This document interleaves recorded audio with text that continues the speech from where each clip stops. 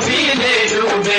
Vote लिया और खिसक गया, जब कुर्सी से चिपक गया तो फिर उसके बाद या बलात्कार, मारपीट, लड़ाई झगड़ा कुछ भी करें, केवल किसी राजनीतिक पार्टी में शामिल हो जाएं, आपके सारे पाप, आपके सारे अपराध धुल जाएंगे।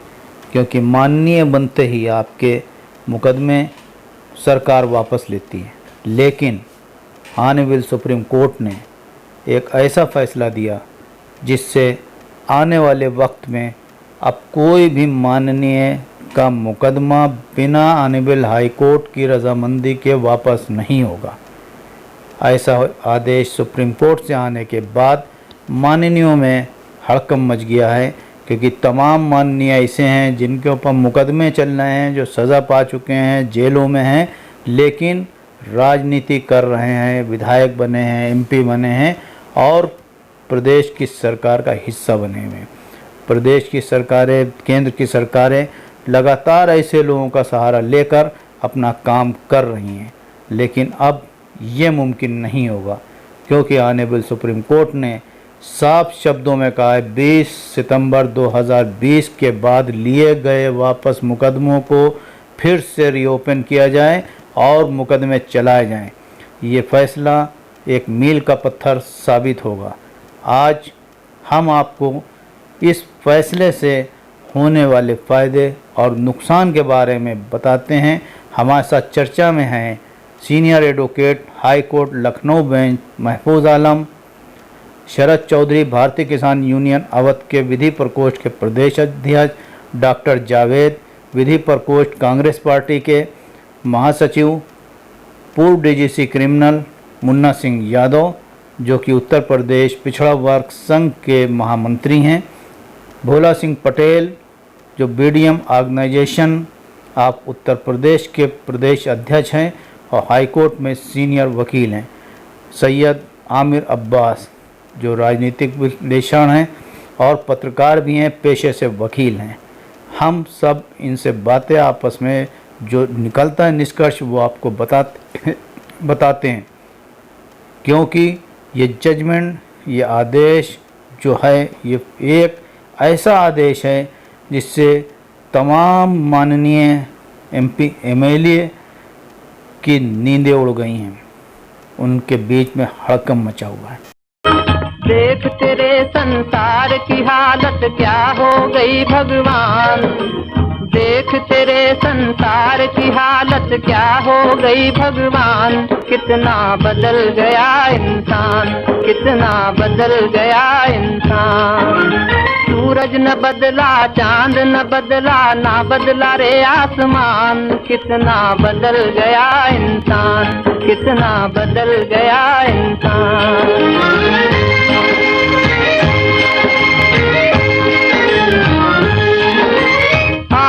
समय बड़ा बेढंगा, आज आदमी बना लफंगा। कहीं पे झगड़ा कहीं पे दंगा, नाच रहा नर होकर नंगा। छल और कपट के हाथों अपना बेच रहा ईमान। कितना बदल गया इंसान, कितना बदल गया इंसान। देख तेरे संसार की हालत क्या हो गई भगवान।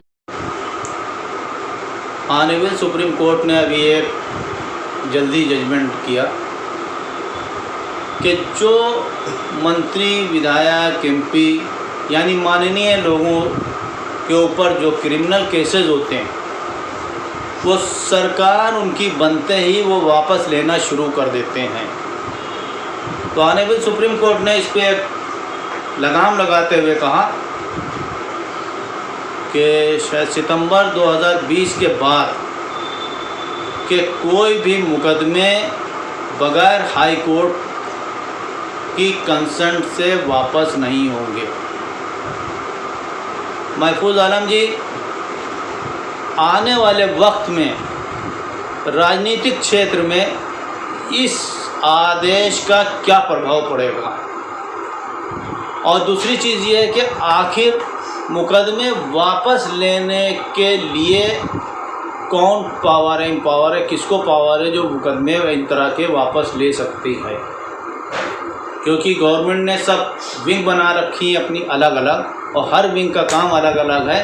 तो वो विंग कौन सी होगी जो ये मुकदमे लेने के लिए कोर्ट में दरख्वास्त देगी, या वो कौन शख्स ऐसा होगा कि जो पार्टी जैसे सरकार बनी तो वो कौन सा शख्स होगा जो मुकदमे वापस लेने के लिए डायरेक्ट भेज देता है, मुकदमे वापस हो जाते हैं। इसमें पार्टी की बात नहीं, तमाम पार्टियों की सरकारें बनी हैं और सबने मुकदमे वापस लिए और लेते रहेंगे। और ये जो अब हुआ जजमेंट, इसके बाद हमको लगता है कि राजनीतिक क्षेत्र में एक अलग अध्याय जुड़ गया। इसमें क्या लगता है आपको, मुकदमे जो हैं वापस लेने के लिए ऑनरेबल हाई कोर्ट की कंसर्न ज़रूरी है, इससे राजनीति पे क्या प्रभाव पड़ेगा राजनेताओं पे? देखिए, कोई जजमेंट नहीं है, ये एक ऑर्डर है। एक मैटर में एक MP MLA कोर्ट के मैटर एक्सपीडाइट होने के लिए सुप्रीम कोर्ट गया था, तो उसमें एमिकस क्यूरी ने एक रिपोर्ट लगाई कि साहब MP, महाराष्ट्र और उत्तर प्रदेश में इतने मुकदमे वापस हुए हैं। उसमें कोर्ट शॉक हो गई, साहब 72 मुकदमे एक साथ उत्तर प्रदेश में विड्रॉ हो गया, प्रोसिक्यूशन विड्रॉ हो गया। उसमें कोर्ट शॉक रह गई कि ऐसे किस तरह से मुकदमे विड्रॉ होते हैं। तो आपका सवाल ये है कि 2 सवाल हैं आपके कि आने वाले टाइम में इसका क्या असर होगा। आने वाले टाइम में यकीनन इसका बहुत अच्छा असर होगा, बहुत ही अच्छा असर होगा कि अब जो अपराधियों का राजनीतिकरण होता था, अपराधियों का राजनीतिकरण, जब आप अपराध खूब कर लें तो उसका राजनीतिकरण कर लीजिए, आप अपराधी खत्म हो जाइए, राजनीति में आ जाइए, मिनिस्टर बन जाइए, सारा अपना अभियोजन के मुकदमे अपने विड्रॉ कर लीजिए। इस पर रोक लगेगी और इस पर कानून भी आना चाहिए। सुप्रीम कोर्ट का तो एक ऑर्डर है, सुप्रीम कोर्ट को जो गलत लगा सुप्रीम कोर्ट ने ऑब्जर्वेशन दिया, इस पर बाकायदा एक्ट आना चाहिए, कानून बनना चाहिए, विधायी कानून। पहले सवाल का जवाब तो ये है आपका कि इसका बहुत अच्छा असर रहेगा। दूसरा जवाब आपका जो है कि सवाल आपका ये है कि ये कौन विड्रॉ कर सकता है। तो असलम साहब, CRPC के सेक्शन 321 में सिर्फ और सिर्फ पब्लिक प्रोसिक्यूटर ही विड्रॉ कर सकता है, वही एप्लीकेशन देता है विड्रॉ करने की। अब पब्लिक प्रोसिक्यूटर जो होता है हमारे उत्तर प्रदेश में, वो पूरा पॉलिटिकल पोस्ट होता है। पब्लिक प्रोसिक्यूटर जो डिस्ट्रिक्ट लेवल पे हो चाहे हाई कोर्ट लेवल पे, वो पब्लिक प्रोसिक्यूटर पॉलिटिकल पोस्ट होती है।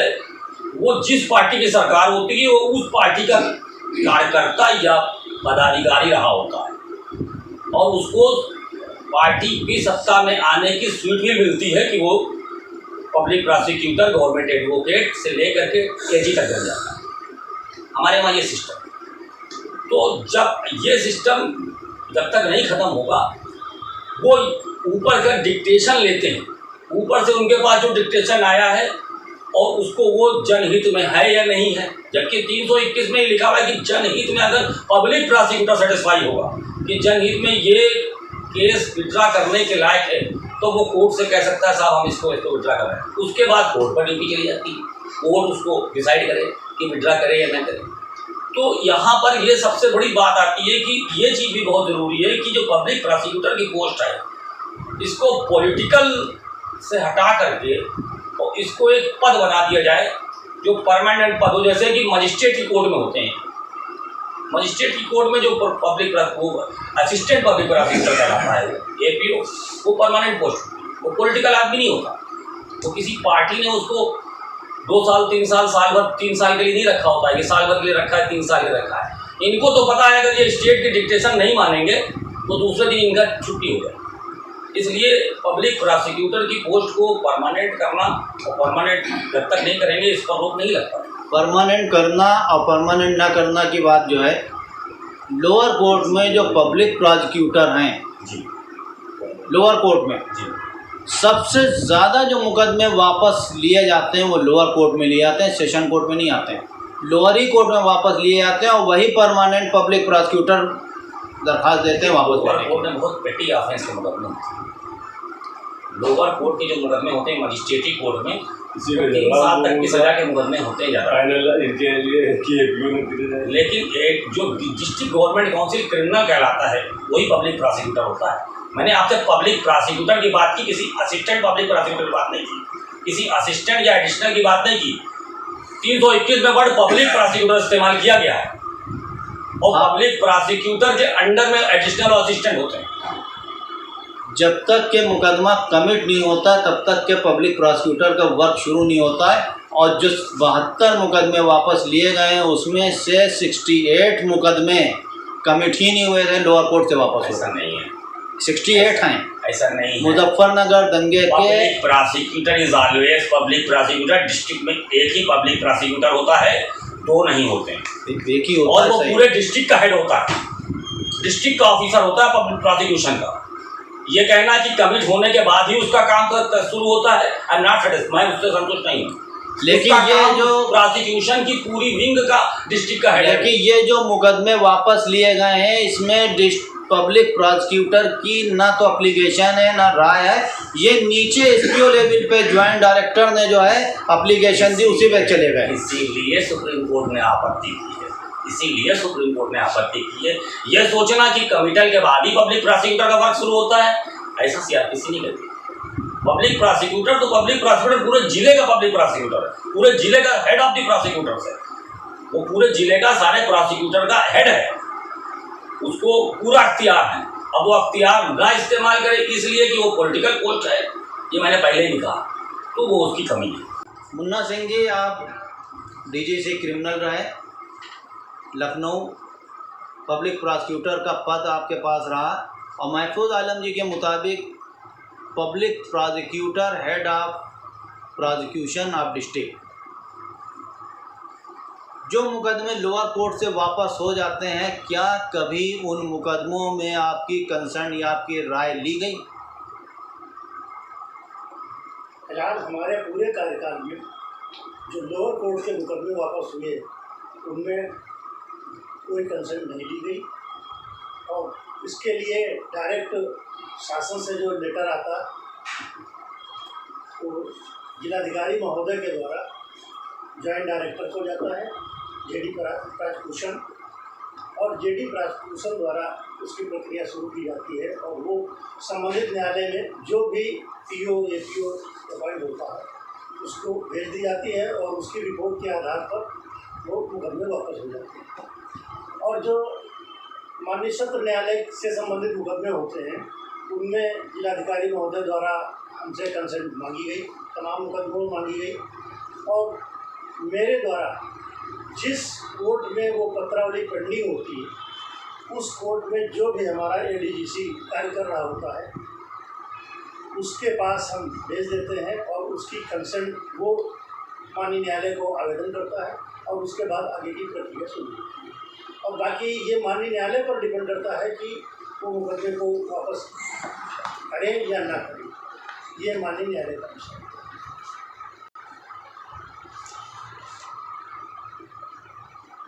जावेद साहब,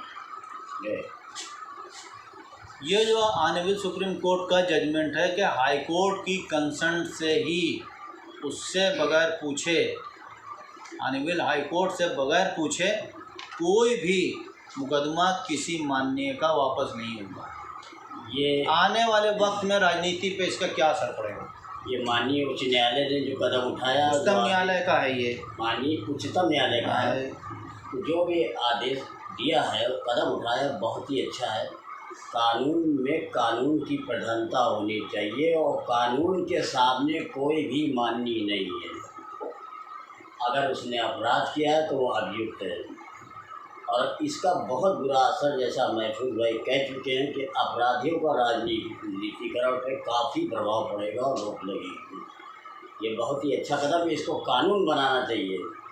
कानून के सामने कोई भी माननीय नहीं है, सब अपराधी हैं। अगर अपराधी हैं तो अभियुक्त है और ये वापस लेने का क्या तो उससे अपराध को और बढ़ावा मिलेगा।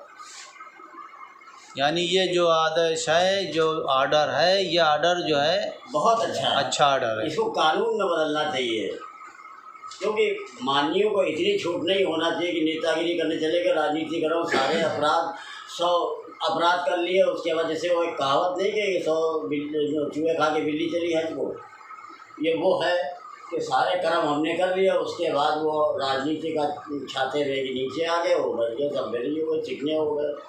तो कानून का अपमान हो रहा है देश में, इस पर सख्त कार्रवाई होनी चाहिए। बहुत अच्छा कदम माननीय उच्चतम न्यायालय ने उठाया है, मैं उनकी बड़ी प्रशंसा करता हूँ कि किसी तरह से कानून का राज स्थापित हो, कानून की प्रधानता देश में हो। भोला सिंह जी, बहुत ही गंभीर विषय है ये, और आज आप देख रहे हैं इस टाइम जो है आजकल सीधे सीधे एक बात चल रही है एक पार्टिकुलर पार्टी के लिए कि अपराधी आप जितने बड़े हैं आप उतने ज़्यादा क्लीन हो जाएंगे, आप जाइए क्लीन हो। तो ये जो ऑनरेबल सुप्रीम कोर्ट का आर्डर है कि माननीय को जो मुकदमे हैं उनको वापस लेने के लिए ऑनरेबल हाई कोर्ट की कंसर्न ज़रूरी है, उससे पूछा जाए। और ये जो आर्डर आया है, ये आर्डर बेंच का आर्डर है जिसमें चीफ जस्टिस ऑफ इंडिया खुद शामिल थे। सोचने वाली बात ये है कि कोर्ट के संज्ञान में आए बिना 72 मुकदमे वापस हो जाते हैं और कोर्ट को पता ही नहीं है वो कौन सी एजेंसी है जिसने मुकदमे वापस लिए, और कोर्ट तक की ये खबर ही नहीं है। ऑनरेबल सुप्रीम कोर्ट को नहीं मालूम, हाई कोर्ट को नहीं मालूम है, ऑनरेबल सेशन कोर्ट को नहीं मालूम है मुकदमे वापस हो गए। और जब कोर्ट को नहीं मालूम है तो जनता को क्या मालूम होगा। ये तो अगर ये ऑर्डर ना आता तो जनता ये जान भी ना पाती कि 72 संगीन मुकदमे विधायकों पर से वापस हो गए। आप ये देखा, आपने देख रहे हैं ये जो आया है इसको आपने पढ़ा है, इसके बाद क्या लगता है कि आने वाला वक्त क्या वाकई राजनीति में बदलाव लाएगा? राजनीतिक अपराधीकरण कम होगा या ख़त्म होगा? देखिए, जिस बात को माननीय सर्वोच्च न्यायालय ने कहा उस बात को मद्देनजर कहा है कि अपराध दो प्रकार के होते हैं, सब्सटेंसिव और प्रिवेंटिव। सब्सटेंसिव ऑफेंसेस वो होते हैं जो पब्लिक द्वारा लिखाए जाते हैं, कंप्लेनेंट पब्लिक होती है, और सब्सटेंसिव ऑफेंस वो होते हैं जो पुलिस लिखाती है, प्रिवेंट करती है अपने लॉ एंड ऑर्डर को मेंटेन करने के लिए। तो जो सब्सटेंसिव ऑफेंसेस हैं उसमें बगैर कंप्लेनेंट की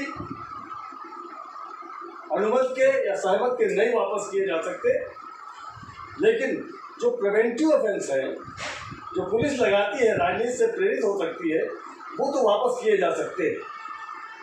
अब संगीन मुकदमों की बात आती है तो संगीन मुकदमे, जो भी संगीन मुकदमे होंगे वो सब्सटेंसिव ऑफेंस के होंगे।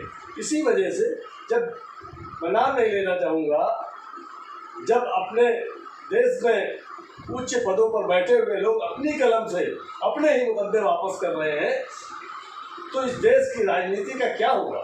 इस सब को देखते हुए माननीय सर्वोच्च न्यायालय ने ये बात कही कि जो भी मुकदमा वापस किया जाएगा उसके लिए माननीय उच्च न्यायालय को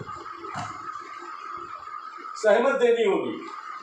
यदि उच्च न्यायालय सहमत नहीं देता है तो इसका मतलब है कि वो राजनीति से प्रेरित नहीं है, झूठे नहीं है, सही है। इसी वजह से वो वापस नहीं लिए जा सकते, और इन बातों को मद्देनजर रखते हुए ही माननीय सर्वोच्च न्यायालय ने यह कानून बनाया है। अब इसमें एक चीज़ और आती है कि कहा गया कि 20 सितंबर 2020 के बाद के मुकदमों की सुनवाई होगी। तो अब प्रश्न यहाँ पर यह उठता है कि रिस्ट्रिक्टरी है या ट्रांसफिक्टरी है, यानी पश्चातवर्ती या पूर्ववर्ती। तो 20 सितंबर के पहले जो संगीन मुकदमे हैं पेंडिंग हैं, उनको भी जो सब्सटेंसिव ऑफेंस है उन पर भी ये बात लागू होनी चाहिए, या लागू होगी। जो सुप्रीम कोर्ट की मंशा है कि वो मुकदमे जो सब्सटेंसिव ऑफेंस के हैं वो भी उसी तारीख से, जिस तारीख को ये एक्ट पास किया गया है, माने जाएंगे। इसमें बोला जी ये चीज़ नहीं है, इसमें ये जो है 20 सितंबर 2020 के बाद जो मुकदमे वापस लिए गए उनको रीओपन करने के लिए कह दिया कोर्ट ने। हाँ, तो सुप्रीम कोर्ट की मंशा, मैं यही कह रहा हूँ कि सुप्रीम कोर्ट की मंशा यही है कि जो 20 सितंबर 2000 पहले के भी जो मुकदमे पेंडिंग है और जो वापस लिए गए पेंडिंग में 2 चीज़, अगर वापस जो पहले लिए गए उनके बारे में supreme court honourable supreme court silent है। लेकिन 20 सितंबर 2020 के बाद जो मुकदमे वापस लिए गए उन पे उन्होंने कहा ये मुकदमे रीओपन करके चलाए जाएं। तो ये मंशा है। मेरा ये मतलब ये है, यहाँ कहने का मतलब ये है कि 20 सितंबर 2020 से पहले जो मुकदमे पेंडिंग हैं, 302 के हो या हीनियस क्राइम के हो, 76 के हो या जैसे भी देशद्रोह के हो, आतंकवादी अधिनियम के हो, वो भी वापस नहीं लिए जाएंगे। उस पर भी राज्य सरकार उन मुकदमों को वापस नहीं ले सकती। ये माननीय सर्वोच्च न्यायालय की मंशा है। शरद जी, मौजूदा हालात जो देश के हैं और जो राजनीति का अपराधीकरण इस हद तक बढ़ गया है कि अपराधी भी कोर्ट पर माननीय सर्वोच्च न्यायालय पर टिप्पणी करने से बाज नहीं आ रहे हैं। अपराधी, अभी जल्दी एक बयान आपने जो है सुना कि वसीम रिजवी जिनके ऊपर खुद 27 मुकदमे हैं, अपराधी हैं वो सुप्रीम कोर्ट पे आने वाले सुप्रीम कोर्ट पर टिप्पणी कर रहे हैं। तो ये जो अपराधी राजनीतिकरण को जो है अपराधीकरण करा गया है, क्या इसका नतीजा ये नहीं है कि ये राजनीति ख़त्म होके, सेवा भावना ख़त्म होके सिर्फ प्रोफेशनल हो गई है? और जिस पे आने वाले सुप्रीम कोर्ट सख्त हुई और उसने ये आदेश पारित किया। ये अच्छा आदेश है क्या? मैं देख पा रहा हूँ, मैं बहुत साफ निगाहों से देख पा रहा हूँ कि भारत सरकार और राज्य सरकार कोलोजियम सिस्टम से अपॉइंटमेंट बाय जजेस को किस तरह से अपने पक्ष में कर रखे। मुझे लगता है कि यह निर्णय सरकार को फायदा पहुंचाने के लिए था। विपक्षियों पर सीबीआई और इनकम टैक्स डिपार्टमेंट की रेड पड़ेगी।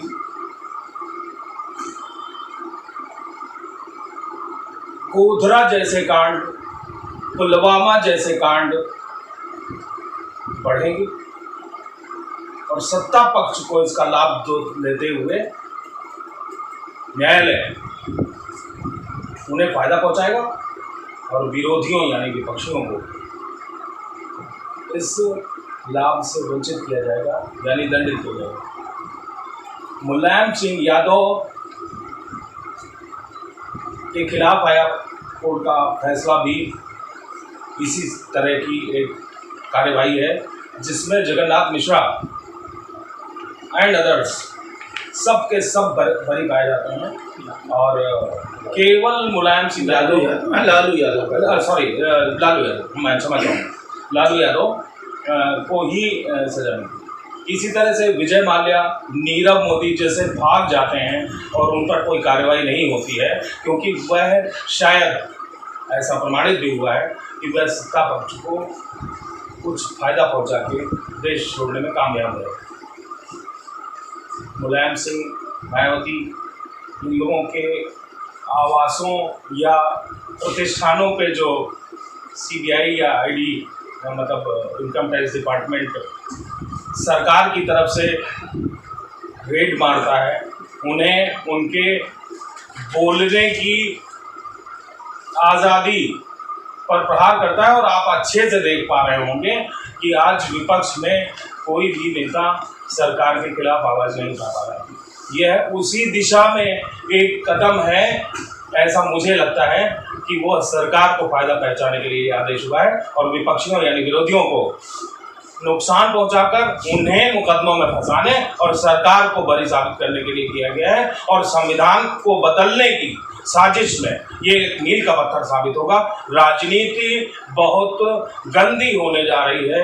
कम से कम भारतवर्ष की बात कर रहा हूँ, यहाँ पर जो सबसे कुत्सित कार्य होने जा रहा है वह है मनुस्मृति लागू करने का प्रयास है और संविधान को, मूलभूत ढांचे को बदलने का एक कुत्सित प्रयास है जो सरकार से लेके न्यायालय में बैठे उनके लोग तक कर रहे हैं। आमिर साहब, जो मौजूदा ढांचा राजनीति का है वो अपराधी पे टिका हुआ है। एकदम सामने दिख रहा है कि हर पार्टी अपराधियों से भरी पड़ी है, चाहे वो मौजूदा सरकार हो, चाहे पूर्ववर्ती सरकार हो, पिछली सरकारों में चले जाएं, तो अपराधी हर पार्टी में थे और अपराधी ही मंत्री और संतरी बनते रहे। ऑनरेबल सुप्रीम कोर्ट ने ये जो ऑर्डर किया कि माननीय के मुकदमे वापस बिना ऑनरेबल हाई कोर्ट की कंसर्न के नहीं होंगे,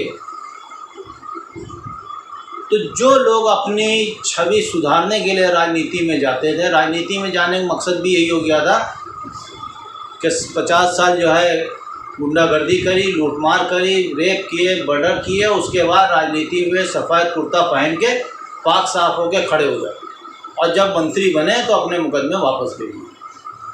नहीं बने मंत्री, विधायक हैं तो मुख्यमंत्री जी ने से कहा जाए तो उन्होंने वापस कर दिए और सत्ता पक्ष के लोगों के मुकदमे सब वापस होते चले गए, जिसका नतीजा ये हुआ कि आज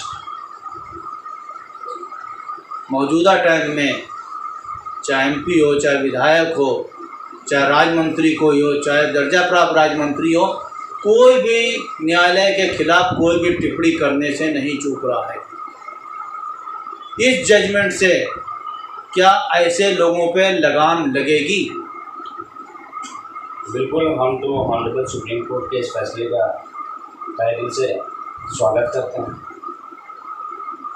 देखिए, एक्चुअल में है क्या, सारा इशू और सारी पार्टी जो सेलेक्ट करती हैं बाहुबली चुनना चाहती हैं।